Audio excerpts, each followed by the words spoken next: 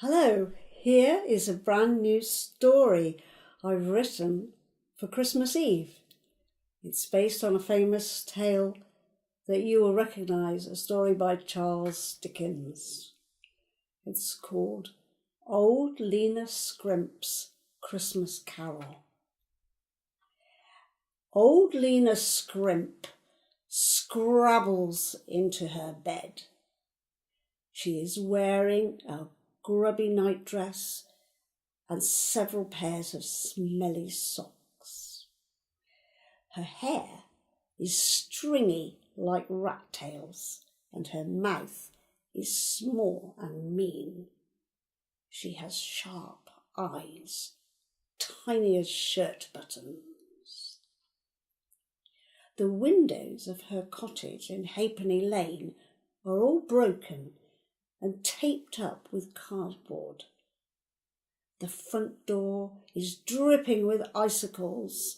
The letterbox is jammed with free newspapers. It's Christmas Eve, but the carol singers do not bother to call. Leena's bed is piled with eiderdowns. Feathers fly around the room, and the walls smell mouldy. Leena sneezes, but she doesn't believe in doctors. She never goes for a flu jab. But now she is very hot and her head is swimming. Leena wishes her sister, Mina, was still around. "Anytime you like," says Mina, like a wisp of smoke, mist on a winter's day.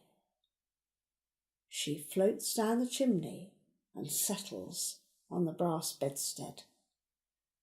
"You're not real.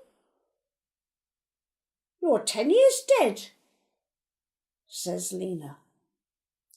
"I'll be as real as you want, but you won't like what I've got to say to you." Leena quivers with fear.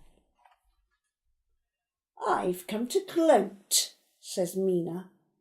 "You're too stingy to leave flowers on my gravestone.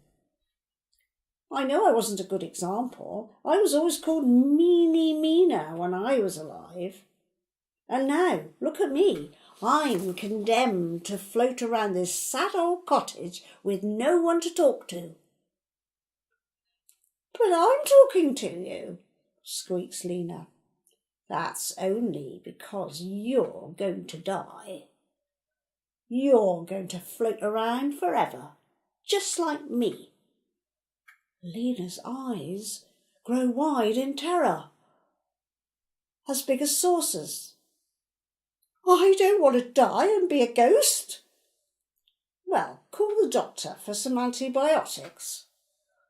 Or why don't you ask the Christmas spirits to save you?" "Spirits?" Leena's eyes grow as big as dinner plates. The floorboards creak and the windows rattle in the wind. "3 spirits before cockcrow. Heed them well, sister, or I'll be seeing you again very soon." The church clock strikes midnight. Leena props herself up on dusty cushions. Her hands are clammy and she can hardly breathe. Is it worse to have to call the doctor or talk to spirits? Mina wasn't that bad. Spooks can't harm me. 1 minute past 12. A fat lady with a red face bursts through the bedroom door. She smells of vegetable stew and dumplings. "Aunt Bridie." "I cared for you and Mina when you were little uns, after your ma died. I kept you clean, brushed your hair, cooked your dinners, but you both neglected me When I was dying, you just wanted my cottage and my money. Now, death is calling you to account, and nobody cares. Aunt Bridie floats to the fireplace and disappears up the chimney.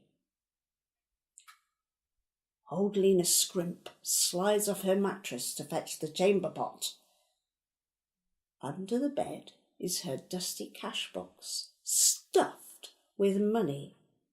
Leena has no idea how much she's got. Aunt Bridie, you're dead as can be. You can't scare me. I'll be here in the morning fit as a fiddle, just you see. And then maybe I'll get the Auntie-Watsits. Outside Leena's windows, the spirits are whispering. Who shall we send next? Leena turns her face to the wall. Can't scare me. The church clock strikes 1, and the door knocker bangs 3 times. Bang, bang, bang. Leena sits up in shock. Who's there? Time to come out to play. Time to join the festivities. Bring candy.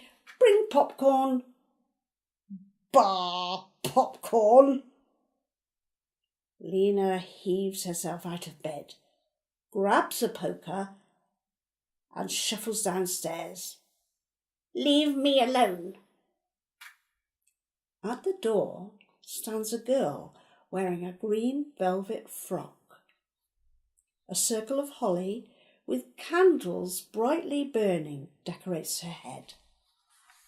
Her tray is laden with iced cakes and mulled wine.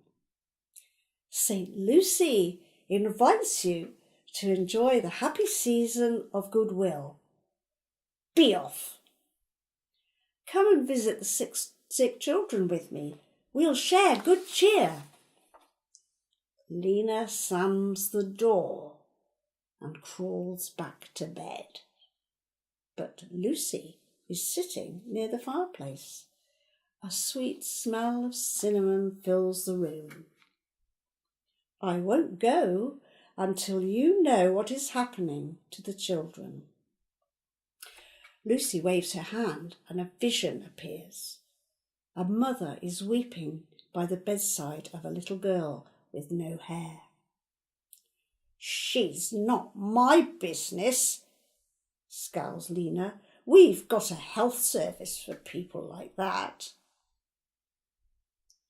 You would enjoy being a kinder person, smiles Lucy, and she fades into the peeling wallpaper. Leena waits for 2 o'clock.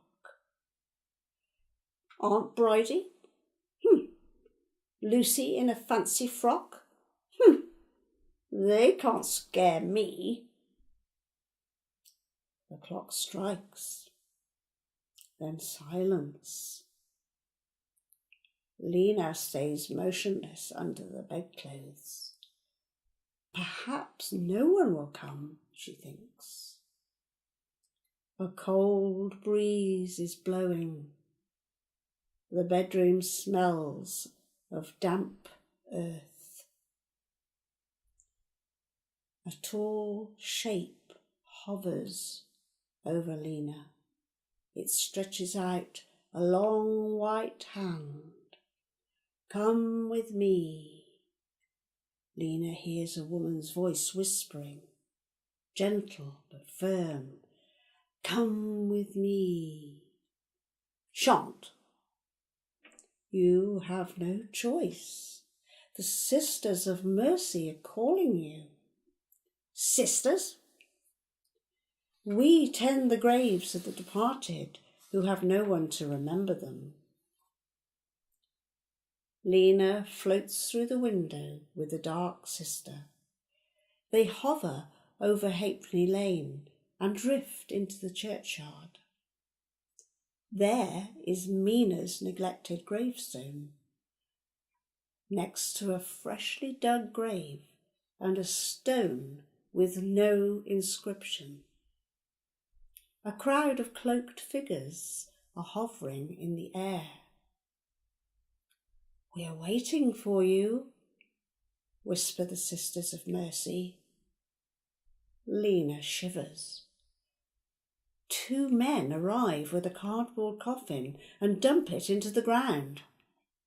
"Good riddance to bad rubbish," the large man mutters. "Dance on her grave," chuckles the small one. "Old Leena Scrimp.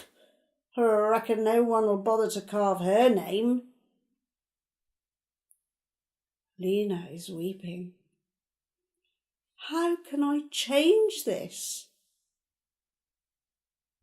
Snow is falling as the ghostly sister guides Leena back to her cottage.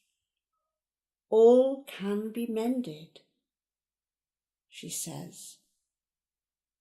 The church bells wake Leena at 8. She jumps out of bed and opens the window. Snow glistens in the bright sunshine. "I'm alive!" Leena drops onto her knees and grabs her cash box. "The children in the hospice need most of this, but I'm going to buy mince pies and popcorn to share with the carol singers, and flowers for Mina, and perhaps a proper loo for me." High above Halfpenny Lane, the Christmas spirits are singing glad tidings of comfort and joy.